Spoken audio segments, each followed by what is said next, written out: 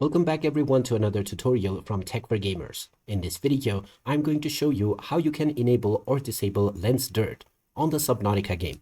So let's get started right away. First of all, open up Subnautica on your device, and once you are taken into the home page, you can click on options to change through your various settings. When you go into options, if you go into graphics, you will see various other visual effects, which also includes the lens dirt. If you turn this on, you will see some dirt artifacts that are collected on your screen.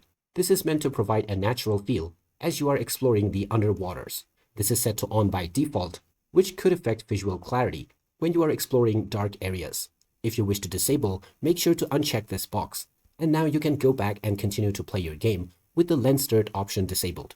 You can change this setting at any point of time by once again going back into graphic settings and then checking the lens dirt option. So there you have it. That is how easy it is to enable or disable lens dirt on the Subnautica game. If you find this video helpful, don't forget to hit that like button and subscribe to our channel for more useful tips and tutorials. Thanks for watching and see you again in the next one.